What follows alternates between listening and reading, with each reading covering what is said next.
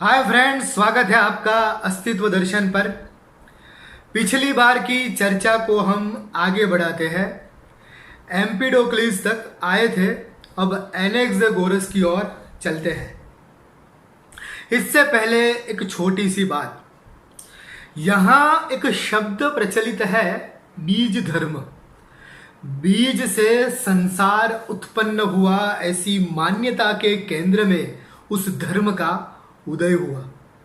इसके अनेक सांस्कृतिक अर्थ है, उसका पौराणिक रूप है, उसकी परंपरा है। लेकिन उन सब में ना जाकर हम उस शब्द बीज को पकड़ रहे हैं, क्योंकि आगे की बात इस बीज को लेकर ही करनी है। आपने देखा होगा कि अब तक के इन ग्रीक विचारकों के चिंतन में 4 महाभूतों को अहमियत दी गई। बौद्ध धर्म भी 4 भूतों की बात करता है। हिंदू आकाश को भी भूत पदार्थ मान 5 महाभूतों की बात करता है। लेकिन एनेक्सगोरस उन भूत पदार्थों को अहमियत नहीं देते थे, वे बीज को महत्व देते थे। उनका कहना था कि ये भूत बीज से जन्मे हैं। जगत में व्याप्त बीजों के आपसी मेल से इस संस्कृति की, सृष्टि की रचना हुई है। बीजों के ऊपर एक महाबीज है जो एनेक्सगोरस का परम तत्व है। परम तत्व का यह नया नामकरण तो उन्होंने किया, लेकिन उसके लक्षणों में तथा पूर्व दार्शनिकों के परम तत्व में कोई खास अंतर नहीं दिखाई पड़ता। आखिरकार यह ईश्वर ही है जिसकी व्याख्या में इन सब में थोड़े बहुत भेद देखे जा सकते हैं। लेकिन मूल बात तो वहीं पर आ जाती है, जो या तो विज्ञान तथा बुद्ध की ओर जाती है या फिर उपनिषदों और वेदांत की ओर चली जाती है। परम तत्व तथा वेदांत की समीक्षा में सवाल निरुत्तर रह जाते हैं, वो ही यहां भी होता है। इस दर्शन से बेहतर तो धर्म होकर भी बुद्धवाद आगे निकलता है। बीज दर्शन से क्या नया दर्शन अभिप्रेत होता है, यह हमें ल्यूसिपस तथा डेमोक्रिट्स की विचारणा को समझने पर पता चलता है। क्योंकि एनेक्सगोरस के इस बीज चिंतन को उन्होंने विस्तार से समझाया। इन 2 विचारकों ने बीज को परमाणु संज्ञा से परिभाषित करते हुए अपनी बात रखी। विज्ञानी डाल्टन ने परमाणु के विषय में जो कहा, उसके मूल में यह दर्शन सन्निहित था। जैन दर्शन का पुद्गल का सिद्धांत और लाइब्निज का मोनाड या चिदाणु का ख्याल भी इसके जैसा प्रतीत होता है। तो कुल मिलाकर ऐसा कह सकते हैं कि परम तत्व को शाश्वत और नित्य तथा जगत कारण आदि आदि कहने वाले विचारकों में ही ये 2 विचारक भी समाहित हो जाते हैं। लेकिन उसे एक वैज्ञानिक रूप देने में ल्यूसिपस तथा डेमोक्रिट्स का बड़ा हाथ है। आज तो हिग्स बोसॉन, क्वांटम और इस प्रकार के ठोस विज्ञान तक यह बात आ चुकी है। लेकिन इस पूरी यात्रा के सार को अगर आप देखेंगे तो पता चलेगा कि परम तत्व पर आकर या तो वह विचार रहस्यवाद या अध्यात्म बन जाता है, या फिर वह विज्ञान का बीज बनकर उसे विकसित होने के लिए धक्का लगाता है। भौतिकी तथा अध्यात्म दोनों ही दर्शन द्वारा कैसे प्रेरित हुए होंगे, यह हम समझ सकते हैं। तो इस प्रकार एक तो 4 महाभूत, उसका मूल परम तत्व तथा उससे आगे विज्ञान की ओर यात्रा, यह अभी तक के प्राचीन ग्रीक दार्शनिकों की परिणति है, ऐसा हम समझ सकते हैं।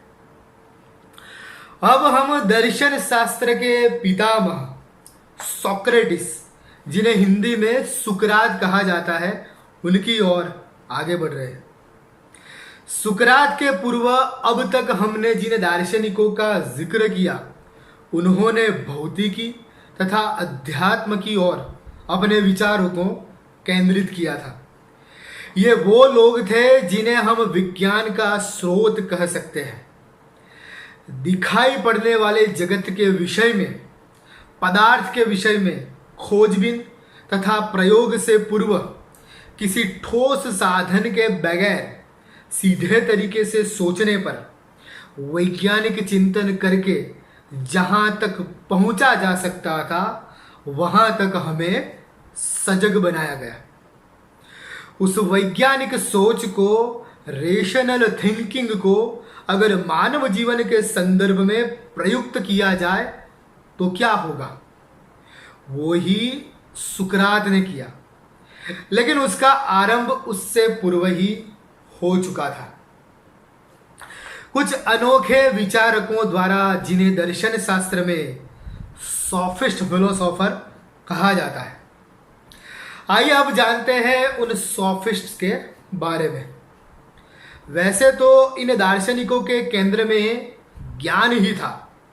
उन्होंने विचार को पदार्थों से हटाकर मन की ओर केंद्रित किया था। पूर्ववर्तियों के दार्शनिक खोज के कारण इन्होंने उस समय के मानव जीवन में व्याप्त अंधविश्वासों और अप्रमाणभूत मान्यताओं का विरोध किया। इन्हें हम प्राचीन रेशनलिस्ट भी कह सकते हैं, लेकिन उनके विषय में अनेक नकारात्मकताएं भी देखी जा सकती हैं। अभी तक शिक्षा का महत्व तथा विद्यालयों की स्थापना का आरंभ नहीं हुआ था, तो ये विचारक घूम घूम कर युवाओं को जागरूक करने का काम करते हैं। सोफिस्टों ने गणित, विज्ञान और दर्शन को उस काल का एक ठोस रूप देकर उसे लोगों के सम्मुख प्रस्तुत करना शुरू किया। ज्ञान के प्रकाश से उन्होंने समाज में व्याप्त अज्ञान के तिमिर को दूर करने का महान प्रयास किया। उन्होंने समझाया कि जीवन की हकीकत क्या है और उसका वास्तविक स्वरूप कैसा है। इसकी एक परंपरा बनी, लेकिन आगे जाके इस विद्या को गलत ढंग से बेचना शुरू हुआ। यह ज्ञान कीमती तो था ही, लेकिन अब बिना कीमत के वो किसी को मिल नहीं सकता था। आज के समय में इसे विद्या का व्यापारीकरण कहा जा सकता है। यहां तक तो ठीक था, लेकिन बाद के सोफिस्टों ने अपनी तर्क बुद्धि का दुरुपयोग करके कुतर्क तथा अप्रमाणभूत तर्कों द्वारा कुछ भी सिद्ध और असिद्ध करना शुरू कर दिया। आज जैसे आध्यात्मिक बाबा लोग स्यूडो साइंस और निरर्थक बातें बड़ी बड़ी फीस लेकर समझाने लगे हैं, वैसा ही कुछ माहौल उस समय बना था। डोनेशन के बिना एडमिशन नहीं, रिजॉर्ट नुमा आश्रमों में सिखाई जाने वाली उटपटांग बातें, ज्ञान के नाम पर मिथ्या ज्ञान, अपूर्ण और विरोधाभासी ज्ञान, ये सब आज की समस्याएं हैं। वैसा ही कुछ होने लगा था।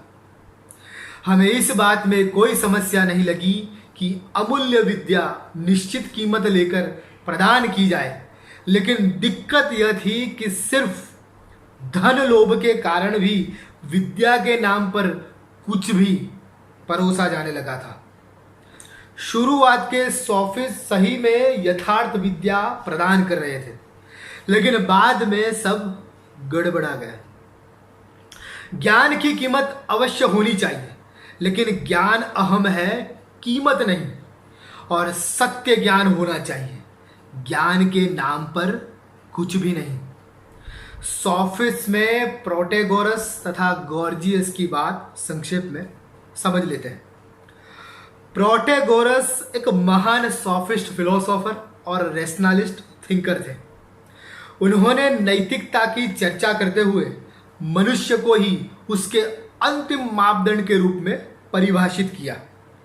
उन्होंने ही पहली बार लोगों को कहा कि इंद्रियों द्वारा अनुभव में आने वाला ज्ञान ही सच्चा ज्ञान होता है यूटिलिटेरियनिज्म या उपयोगितावाद के बीच भी हमें इन्हीं विचारों में मिलते हैं। प्रोटेगोरस के बाद आते हैं गोर्जियस। अब तो जो निरपेक्ष सत्य और परम तत्व के ज्ञान की बातें की जाती रही थी और आज भी की जा रही है, उसको तो सिरे से ही गोर्जियस ने उस वक्त खारिज कर दिया था।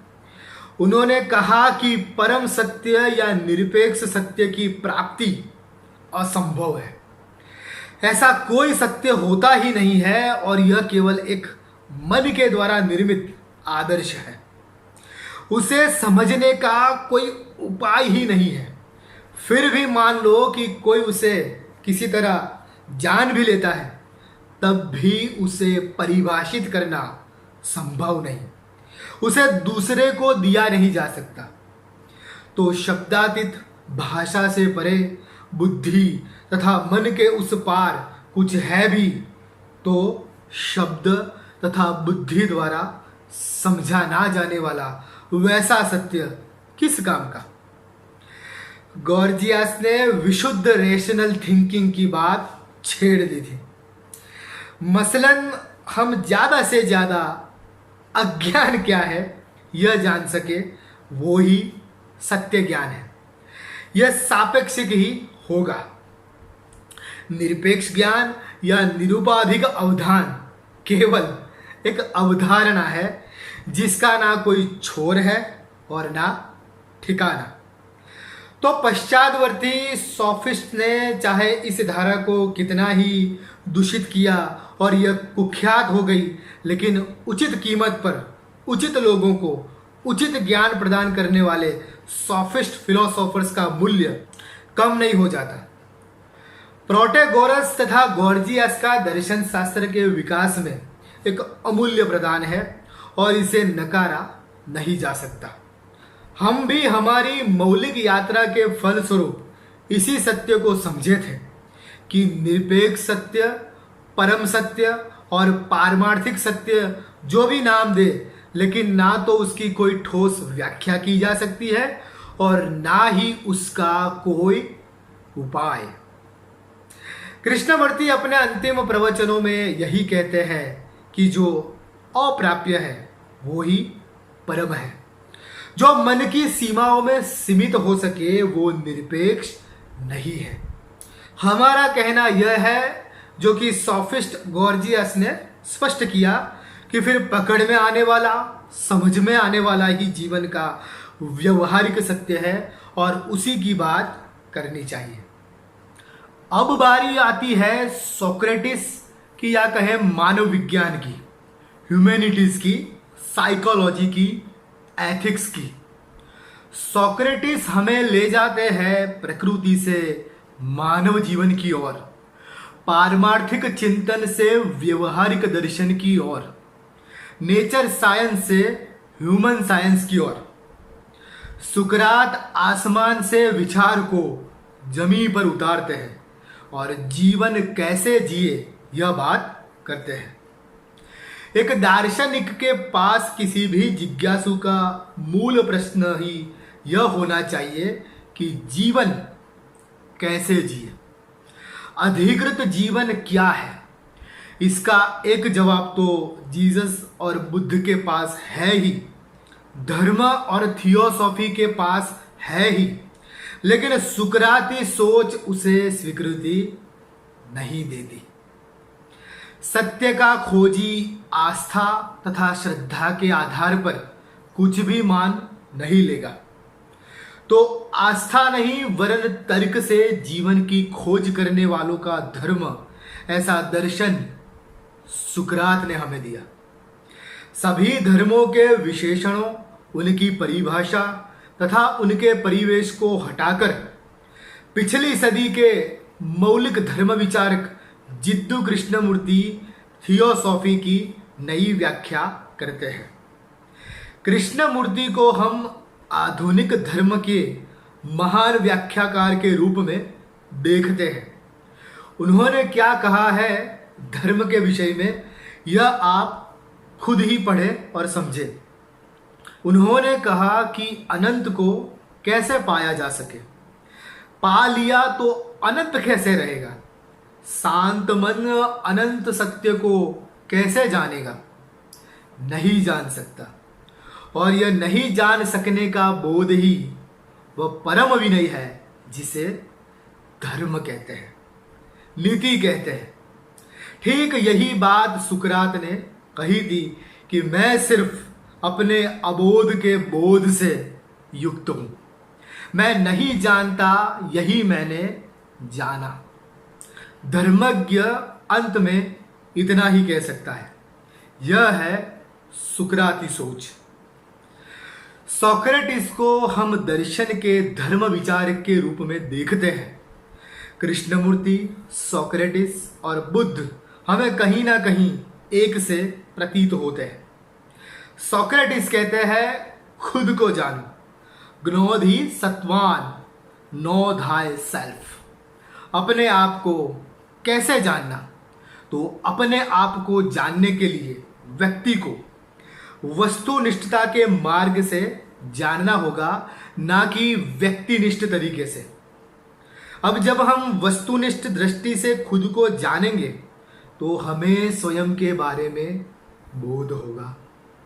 कृष्णमूर्ति और डेविड बॉम तथा अन्य अर्थशास्त्री, समाजशास्त्री आदि जब चर्चा करते हैं तो इसी वस्तुनिष्ठ तरीके से शुरू करते हैं और लगभग उनके प्रत्येक वार्तालाप का अंत मैं नहीं जानता की ओर ले जाता है। तो यह हुई सोक्रेटिस के विषय में पहली बात। दूसरी बात सुकरात की नैतिकता के विषय में है। यहां हमें सुकरात परम धार्मिक संत जैसे प्रतीत होते हैं, किंतु वे लोगों के संत नहीं हैं, तथा कथित धार्मिक गुरु नहीं, लेकिन दर्शन के धर्म को प्रस्तुत करने वाले विचारक। सोक्रेटिस हमें कैसे जीना चाहिए यह सोचना सिखाते हैं। ग्रीस देश के एथेंस नगर के अगोर बाजार के बीच बैठकर सुकरात धर्म सिखाते हैं। हम कैसे जिए, जीवन के आदर्श क्या होने चाहिए, शुभ क्या है। सोक्रेटिस सवाल पूछते हैं, सवाल पूछने पर मजबूर करते हैं। सोक्रेटिस ने हमें सोचना सिखाया। सोक्रेटिस ने प्रश्न पद्धति दी। उन्होंने शिष्यों को सवाल पूछे, उन्होंने जवाबों से कैसे निपटा जाए यह सिखाया। उन्होंने कहा कि तुम उत्तर दो, उस पर मैं अनेक सवाल खड़ा करूंगा। एक सिद्धांत बताओ तो मैं उसके विपरीत सिद्धांत को लेकर तुमसे भिड़ जाऊंगा। सोक्रेटिस ने हमें सोचना सिखाया कि जैसे ही एक विचार आए तो उसके तमाम विपरीत पहलुओं को उसके सम्मुख प्रकट करो। अगर पहले विचार में दम होगा तो वो सभी प्रति विचारों को चीरता हुआ आगे निकलेगा। एक थियरी हो तो उसके सामने तुरंत उससे विपरीत थियरी को रखो, उल्टा सोचो, संदेह करो, प्रश्न करो, मान मत लो, खोज करो। उसमें से जो प्रतिफलन होगा वो तटस्थ तथा निर्मम आलोचना को झेलकर निखरा हुआ परम सत्य होगा। आगे सोक्रेटिस प्रेम, सत्य, न्याय, साहस आदि सद्गुणों की बात करते हुए कहते हैं कि इन सब में मनुष्य का सुख निहित है और सुख मनुष्य जीवन का हेतु है। अतः सुख, सद्गुण तथा ज्ञान शुभत्व युक्त है।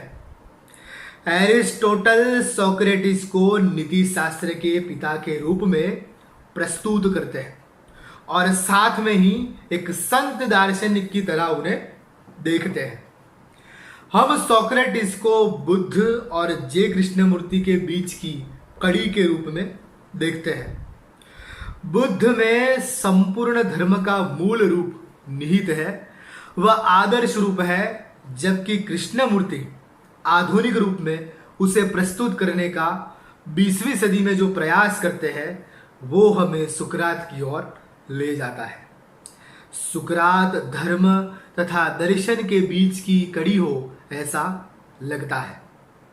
सोक्रेटिस का जन्म 470 या 469 ईसा पूर्व एथेंस में हुआ था तथा उनकी मृत्यु 399 ईसा पूर्व करीब 71 वर्ष की आयु में एथेंस यूनान में हुई थी। सोक्रेटिस के ऊपर तत्कालीन राज्यों के नियम के तहत तरुणों को बिगाड़ने, देवनिंदा करने और नास्तिक होने का दोष लगाया गया था और उसके लिए उन्हें जहर देकर मारने का दंड मिला था। सुकरात ने खुशी खुशी जहर पी लिया और हमारे दर्शन धर्म के जीसस बन गए। एक आम धार्मिक के मन में जो छवि बुद्ध की है, हमारे दर्शन शास्त्र के विद्यार्थियों में वह छवि सुकरात की है। इसी यात्रा को आगे ले जाएंगे अगले प्रकरण में। यहाँ इतना ही। और अंत में आप सभी मित्रों से विनम्र अनुरोध है कि दर्शन एवं ज्ञान के प्रसार में सहयोग करने हेतु हमारे इस चैनल अस्तित्व दर्शन पर उपलब्ध सभी वीडियोस को ज़्यादा से ज़्यादा मित्रों तक शेयर करें और हमारे चैनल को सब्सक्राइब करना ना भूलें। Thank you.